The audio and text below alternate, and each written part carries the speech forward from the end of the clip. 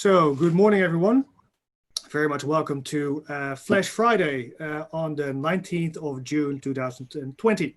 My name is Ginsel. I'll be your host for today and really looking forward to have a talk with you about the news. And of course, as usual, we have a distinguished guest from deep into the fintech industry that's going to share some insights about how their organization is doing and how they're personally doing in this still quite turbulent environment of post-COVID-19 distress in the market, while at the same time, of course, new opportunities arise as well. Maurits Zwart from Ebury is joining us today. Maurits, very much welcome. Thanks, Don. Thanks for having me here. Yeah, very nice that you could join us this morning. And of course, Ebury is one of the rising stars in fintech, starting out in the UK, but also slowly conquering Europe. And we're really curious to hear a bit more about how you're doing, what you're up to, and how you see developments in the market at the moment. So great that you're here. Cool, yeah. I hope everyone was able to follow us already, either through the Zoom link or on YouTube. So I think everyone is tuned in by now. So Maurits, please tell us a little bit about Ebury. What's going on there? Well, let's start by introducing myself. My name is Maurits. I'm head of sales at Ebury currently, based in Amsterdam. As you mentioned, our headquarters in the UK still. Looking forward to see what's happening with Brexit, but we are quite prepared for that as well. Trying to get regulation in Belgium so we can easily move our operation towards Europe mainland. Started out like over 5 years ago. Relatively early stages within the company. We've seen a massive growth ever since, actually, with a milestone last November by attracting a major investment from one of the leading banks in Europe, Banco Santander. Yeah. And that should help us expand globally, especially in LATAM and APAC, where we aren't that present yet. So we do act globally, but we aren't present everywhere yet.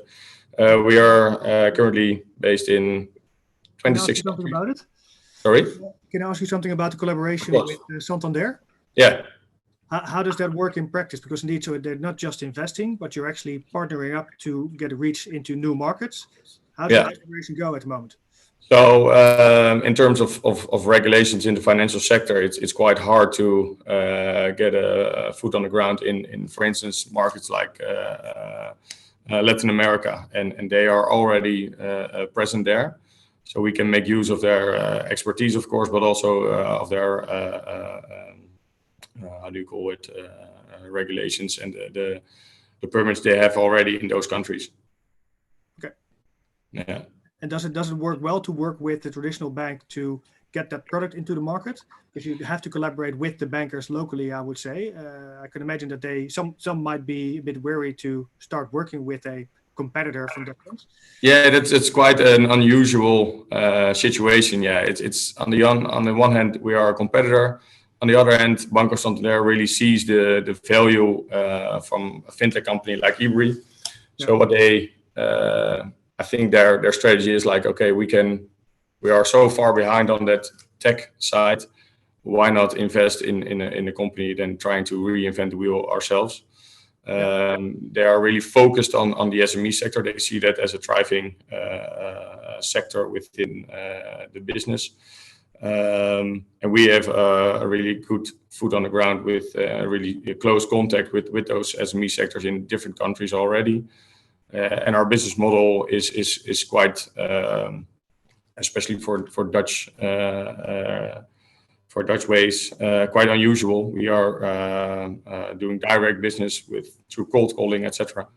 Yeah. So we are really reaching out to clients, and that's something unique. And I guess they see the value in it.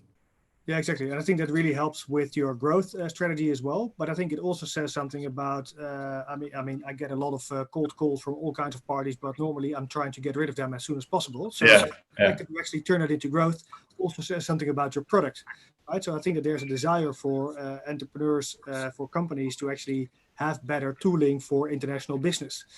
Do you see a big gap there still to fill? Yeah, I think there's a lot to gain there. We are really on the right track, I guess. We try to help businesses transact globally and creating tools, and we hear the issues from the market directly, and we really try to be agile on it, and we have a brilliant tech guys and product developers which can act quite quickly. So, for instance, we just launched a product called Ebury Instant, which helps companies who are connected to our platform to send money 24/7 on an instant basis. So, it helps to get in liquidity faster and helps to act and transact globally way easier than before. Yeah. What kind of companies are typically your customers? Are those trading companies, e-commerce? What angle should I be thinking about? Yeah, it's basically, of course, in the end, everyone also in services who act globally and trade internationally. But in the end, most of our portfolio contains trading companies and e-commerce companies. That's true. Okay. And so what is the next step there? I mean, you can imagine that if you do the instant payments and let's say the cash pooling is one thing, but there's more challenges, I think, to doing international business that might relate to that. What do you see as the next horizon there? Yeah, we see that there's a lot of improvement need to be made on the financing side, I guess. Lending is a topic we are really focusing on. We currently are offering one product in lending, but our aim is to really increase that. So what we now do is short-term financing without any collateral. So it's unsecured, which is quite risky, especially in these days. So also for us, it's quite tricky to evaluate the risk at this moment. What is going to happen, and especially maybe at the end of the year, right? There are a lot of companies are now postponing their tax payments, for instance. But that is coming back in the end of the year, right? And in Q1 of next year. And then I think there's a lot of need for liquidity. So I think it's especially in a note towards the government schemes as well. We need to look at a way that alternative lenders are also able to act on that same level playing field. Yeah. In order to help these SMEs, right?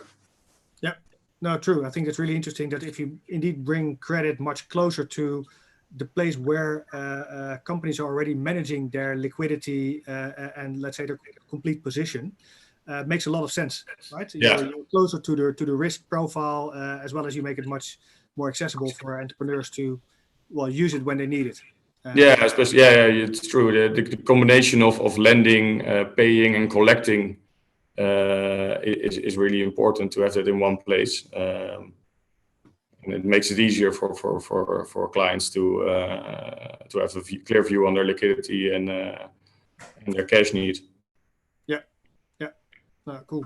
And so if you talk about lending, I think you were also one of the first to apply for the Dutch government guarantee scheme to support companies with lending during the COVID-19 crisis. I think it was quite a struggle to get it going, right? It's one of the cool things at fintech companies in general, I guess, but especially at Ebury is we really responded quickly on that scheme. Not knowing everything about it, of course, it's also new for us as well. And we are really proud of the way we responded, but in the end, the realization is also that it's quite hard to scale this product. There are a lot of boundaries and rules. which makes it not really suitable for a lot of fintech companies, I guess. When we look at factoring or crowdfunding or direct lending, it's quite hard to scale it with the government guarantee scheme. I think it's more created and developed to be suitable for bank financing, for traditional bank financing. So on the one hand, I think it's a great to see the government act so quickly when COVID hit. But you also see the downside of the mindset of traditional banking still in throughout Europe, I guess, and that the fintech sector isn't really trustworthy yet in their view. No, I think people, let's say policymakers, they tend to go for more often used routes when they need to solve a problem. Yeah. So they take the familiar route. And I think especially in a crisis, you see that people do that even more. So I think generally you see from that perspective, at first from a consumer perspective, but also in these cases, you see a decline in innovation, or at least attraction of innovative players to the audience. Yeah. But at the same time, we'll see that after this digitization is going to take an acceleration. So I think it's really good that we actually do these experiments and figure out that there is a mismatch. Because also the government should learn from this, that it could go in a different way, much more efficient.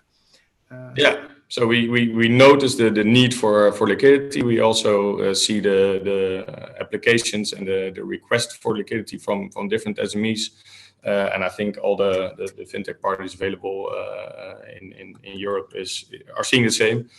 And as you said, it's good to give feedback to them as well, and that they see like, okay, we see a handful of successful cases at the moment.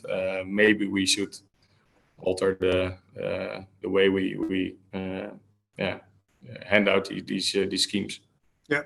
So if you look, one thing just to relate to that is, do you also see that there's a challenge, right? So we saw that the banks collectively raised 1,500 billion euros from the ECB yesterday, at a -1% interest rate. That's quite tough competition with any kind of lending product. I think we've saw already quite some remarks in opinion pieces from especially alternative financiers that say, this is we can't play along anymore because we just don't have access to that kind of funding. Yeah, it's quite easy and logical, right? It's they lend against -1, and we need to collect liquidity in the market during these times with a risk premium on it as well. So that's quite no longer a level playing field now. No, that's quite a tough cookie. Yeah, but still we're quite ambitious, and we see. I thought it was yesterday that there are now 22% of the SMEs using non-banking finance in their way they construct their liquidity and financing in the company. So that's a good development, right? It's becoming way more normal than let's say 5 years ago. Yeah, no, I think so too. But if you then, what do you think, for example, is this going to mean for the neobanks, right? So I think we briefly talked about this before the session started. That you see again, we saw some big funding rounds recently. Yeah.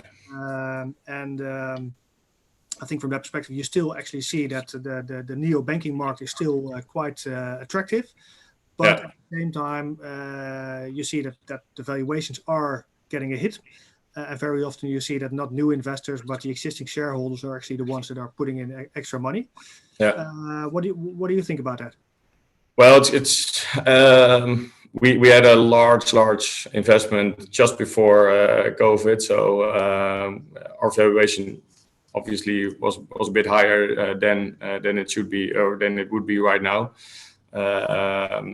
But still, I think that in terms of neobanks, they offer a lot of free services, a lot of discounts on pricing, and it's also a focus for us. Everyone needs to focus on profitability right now, right? And to do that, in the end, companies like Revolut, they need to increase their pricing and no longer can offer free services towards their customers. And I'm very curious to see if the public still keeps faith in those companies then. But in the end, not if it's free candy, then it's something that's too good to be true, in my opinion. So very curious to see how that's going to evolve.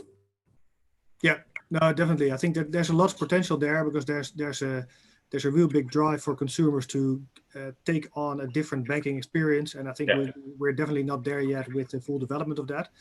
But at the same time, it's and I understand. So a lot of companies now are fighting the battle to be the one place where it all comes together.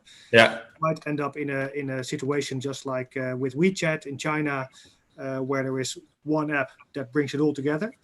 I think, of course, from a European perspective, we would have a lot of competition challenges with that and around privacy. But at the same time, from a consumer level, it's really great. But I heard that WhatsApp is also launching now the payment in Brazil, I guess. Exactly. So that's actually really funny because a couple of months, let's say, I think half a year ago, when Libra was being announced, that week when everyone was falling over Facebook, they also already announced they would launch WhatsApp Pay in India in the same week, but nobody noticed. But we knew this was coming, and it's really interesting now that they actually launched it in Brazil for the first time, and this could really be a game changer, I think. Yeah, I think so too. Yeah. So I believe India is their greatest market, right? Their largest consumer base there. Yeah.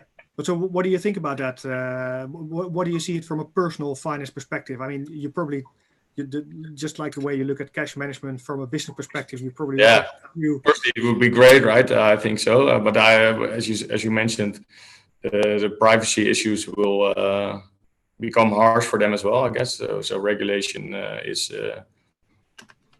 going to be tough on them, I guess. But it's also something we see as a fintech company in the B2B sector. Like regulations are becoming stricter, and I think it's a good thing.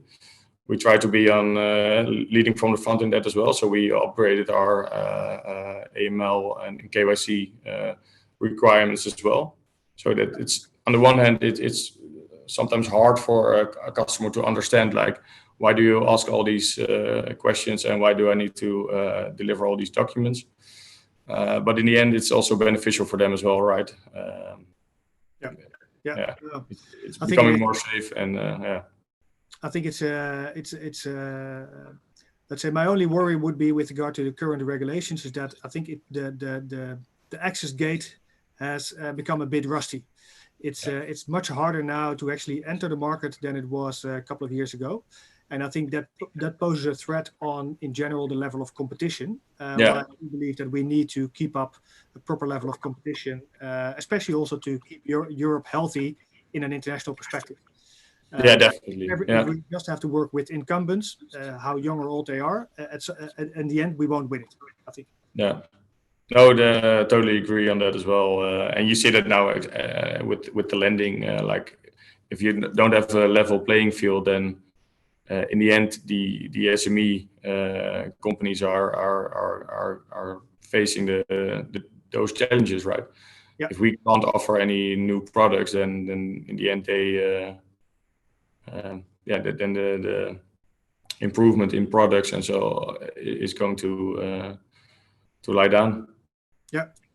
So maybe from that perspective, how do you feel currently that representation is going towards policymakers and regulations, right? So this week also was announced that some large fintech companies from across Europe, strong concentration in Germany, but I think quite a broad group, set up their own association to do representation in Europe. The European FinTech Association. You already had also a group of fintech hubs represented in Brussels, where they basically look at all the local countries that are also having representation in Brussels now. Yeah. What do you think about these initiatives, and do you think it's valuable to actually keep on engaging with the policymakers like that? Yeah, definitely. It's so important, and we see that here on a national scale with Stichting MKB.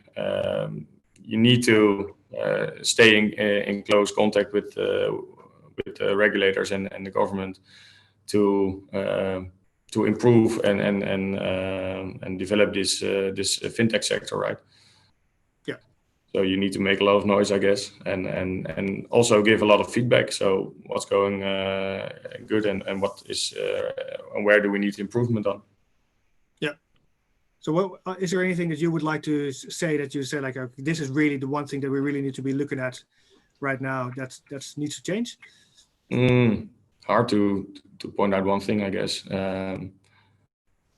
Yeah, maybe it's because of we are in it for the last few weeks that we are really trying to make it work with the government scheme of the lending facility.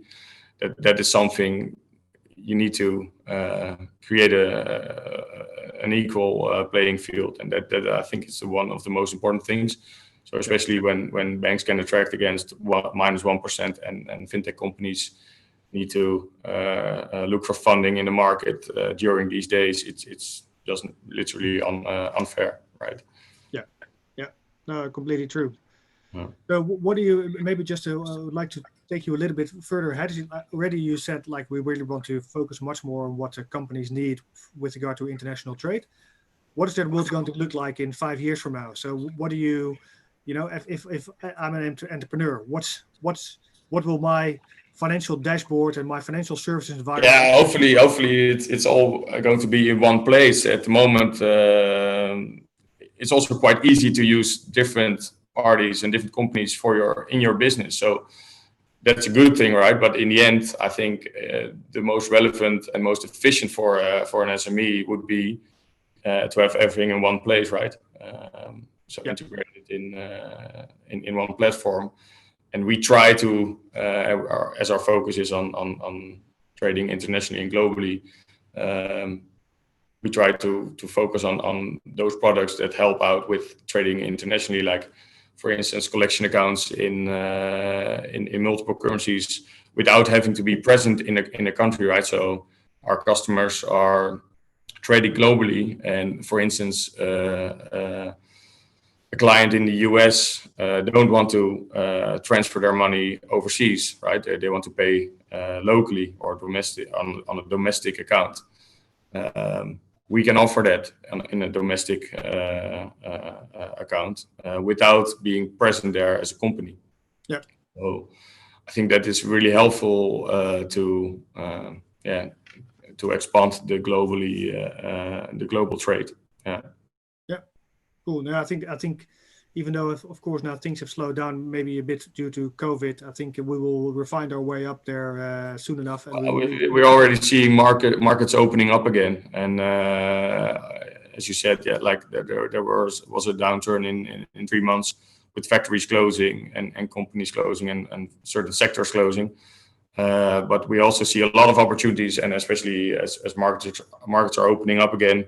But also sectors are seeing a lot of opportunities, right?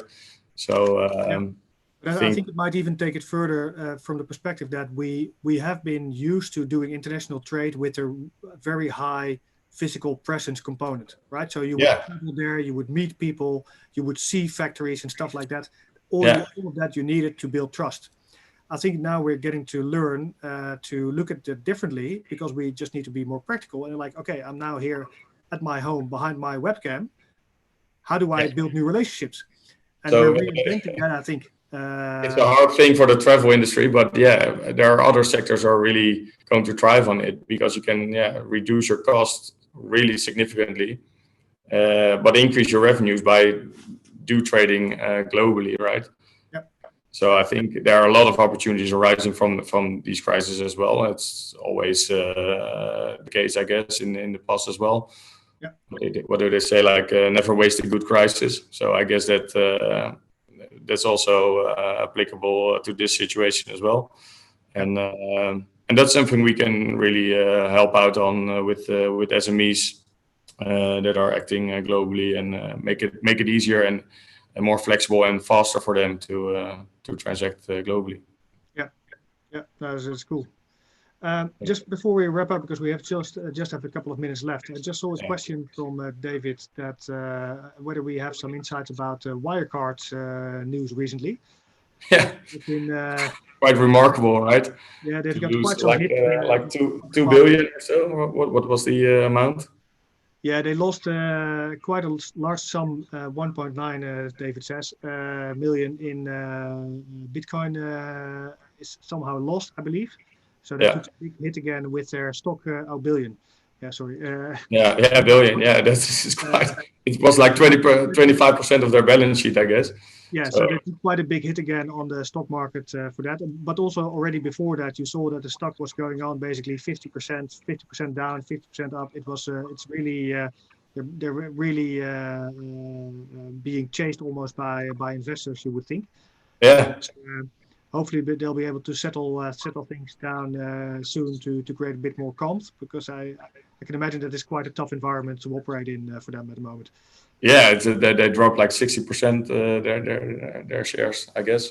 Yeah, Then, but yeah, it's. I think the regulators are going to have a closer look at that for in the sure. upcoming Yeah. months. So, yeah, Yeah, this might, of course, as it relates to crypto, again, in any case, put another pressure on everything that relates to crypto, as it yeah, usually, it works like that.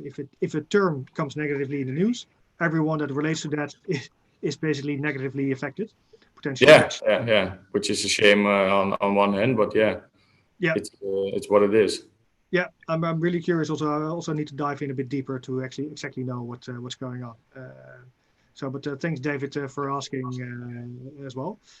No, so I think that's really, really interesting to see how also there you see, of course, that innovation doesn't always come without risk. If you're really trying to do something different and trying to create a new markets, new products, that they could actually pose a real challenge, especially Yeah, definitely. Yeah, like yeah. crypto. Yeah. It's a good thing that in fintech sector we are quite agile and fast in creating new products and scaling it. But yeah, and on the other hand, apparently there are also some mistakes making along the way. Yeah, no, but I think that that's inevitable, and I think that that's one of the biggest challenges I think these days for regulators and policymakers is that you can't live without risks, right? So Yeah, unless you lock everything up, well, even if you're completely locked up, you still run risks. But it seems like from a society perspective, we're not always willing to accept that true. because the politicians seem to promise us a risk-free life, which of Yeah, course doesn't exist. no, And this it is where doesn't it sort of exist. goes wrong. And you see that the Yeah, regulators are therefore becoming more oppressive as well. yeah, While we should create a communication and understanding that there are risks and that we just need to speak about it to be able to have it in plain sight. yeah. Of Yeah, course, you need to be clear on what the risks are, and then yeah, yeah. But you especially make a judgment. the notion of not having risks, I think, is something you'd really we should avoid, because that also would stop innovation in general. Because any new entrant would pose a risk to the existing industry. Yeah, that was the fear, right? How long is everyone going to be risk off? But yeah, we actually are noticing that slowly the markets are becoming risk on again. So that's a Yeah, good thing. Yes. Yeah. yeah. So are you bullish or bearish on the markets for let's say the second half of the year? Do you think will we see a continued increase, or are we going to maybe take some down hits as well? I think we're gonna make some down hits in the end of the year. Yeah, Yeah. but that's my personal view. No, but I think so too. I think let's say if you look at the labor statistics, they don't really reflect the hit that the economy got, partly due Yeah. to of course, the support measures by the government. But it is quite likely that we will see a downturn Yeah. there. Also because it's a lot of guarantee backed. But it's always postponing of liquidity, right? It's Yeah, postponing of repayment. So that in the end, as said, like in Q4 and Q1, I think repayments need to start, and then I want to see if there's a lot of liquidity in the market and people are willing to take on risks again. So yeah, yeah, yeah. No, that's going to be quite a challenge. So I think from that perspective, maybe to wrap it up for everyone listening, stay safe, watch your liquidity. Otherwise, ask Maurits how to do that. And thank you again very much, Maurits, for this great talk and your great insights about Ebury. Cool. Thanks for having me, Don. Great. Looking forward to see you again soon. And for everyone listening, looking forward to speak to you again next week. Have a great weekend. Cheers. Cool. Bye.